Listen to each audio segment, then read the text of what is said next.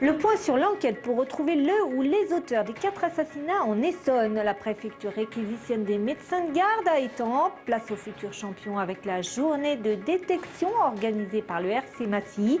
Développement Patrice Arditi.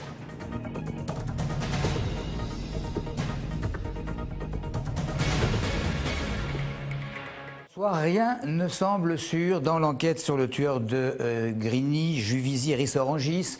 Depuis le dernier des 4 crimes, jeudi dernier, à la Grande Borne, plus d'une centaine d'enquêteurs se relaient pour le débusquer. Aucune piste n'est écartée, ni celle d'un déséquilibré, ni celle d'un tueur multiple. Face à l'inquiétude, évidemment, des populations, d'importantes forces ont donc été mobilisées tout le week-end et encore aujourd'hui pour quadriller un périmètre de quelques 10 km² dans lequel ont eu lieu les 4 drames. On voit ça avec Christophe Garnier. Mis à part une arme de crime identique, les 4 victimes du tueur de l'Essonne n'ont en apparence pas grand-chose en commun, même si les 2 premières habitaient le même bâtiment. 2 hommes, 2 femmes, 2 tués dans leur hall d'immeuble, 2 dans leur parking. Et d'après le procureur d'Évry vendredi, un mode opératoire qui aurait changé d'un crime à l'autre. La première victime, le 27 novembre, à Juvisy, ayant été exécutée de 7 balles. Les 2 suivantes, le 22 février et le 17 mars, à Juvisy et à Rissorangis, n'ayant été battues que d'une seule balle dans la tête. Ce sont 4 personnes qui ne se connaissaient pas. Il n'y a pas d'éléments qui pourraient laisser penser à quoi que ce soit. Donc là aujourd'hui, l'enquête est entre les mains des enquêteurs qui feront ce qu'ils ont à faire pour les recherches adéquates.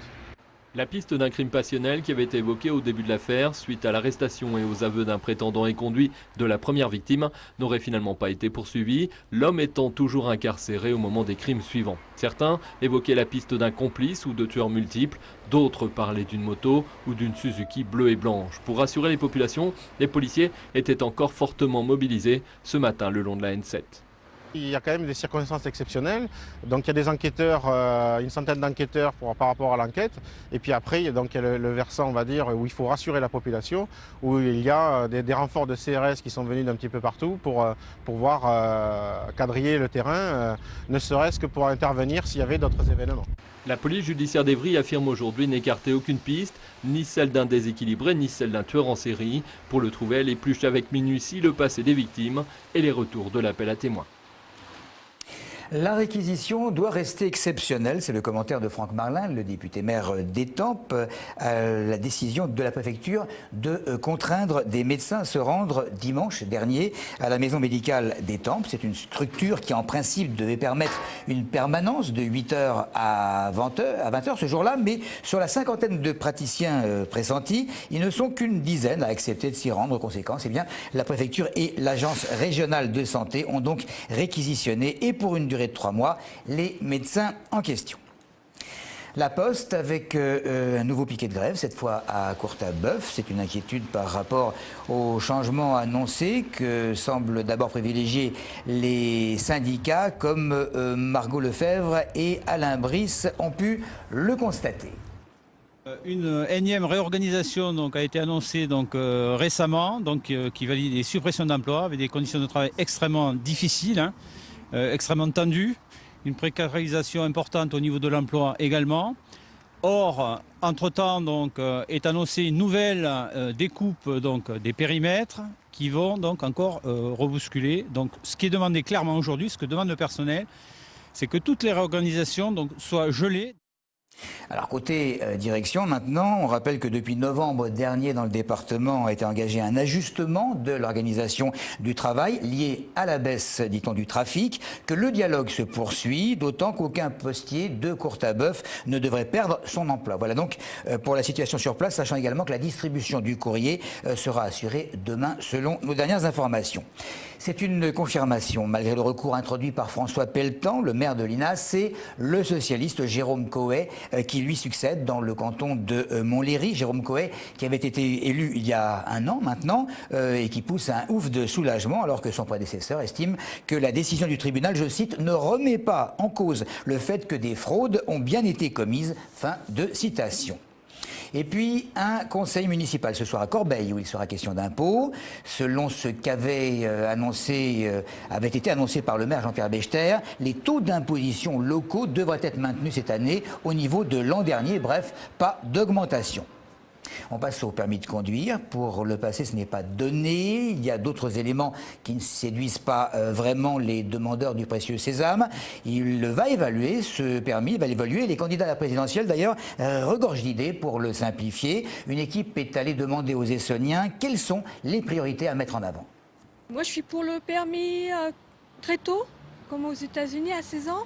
Pourquoi pas? On ferait déjà pas mal pour les plus anciens de refaire passer le code.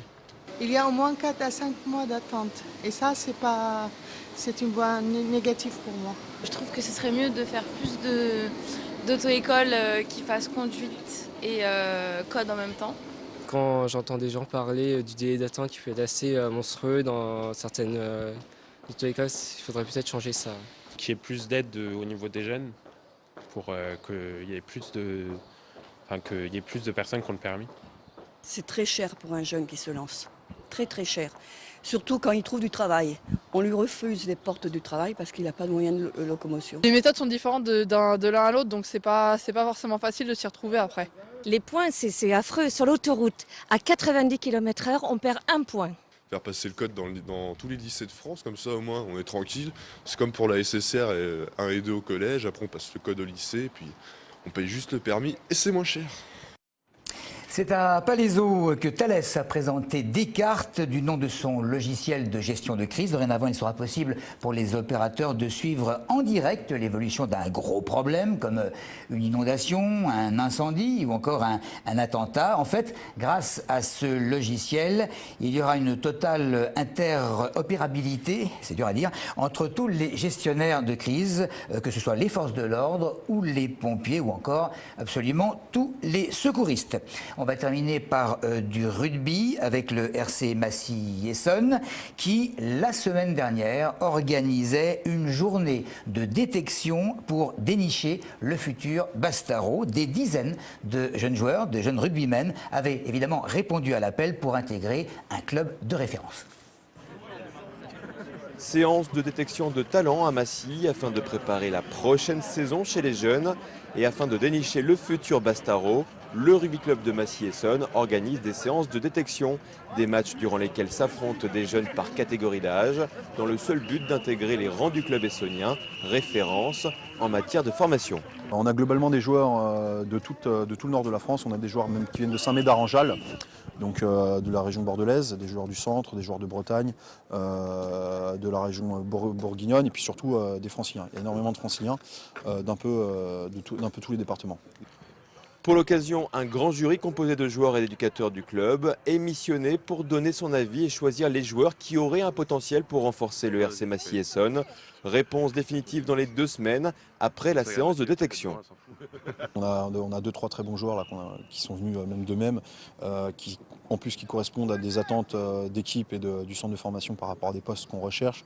Donc c'est très très bien, ça va nous permettre d'aller chercher. De toute façon, on va prendre 4-5 joueurs, pas plus, sur le centre de formation. Et bon, il y en a déjà 1 ou 2 qui sont vraiment très, très intéressants et qui correspondent à ces profils. À l'issue de cette séance de détection, ces jeunes joueurs se verront peut-être proposer un maillot bleu et noir, avec le secret espoir pour ces fans de rugby de réaliser leur rêve, à savoir devenir professionnels. Un long chemin semé d'embûches. Voilà donc pour l'essentiel de l'info sur le département. Merci de nous avoir suivis.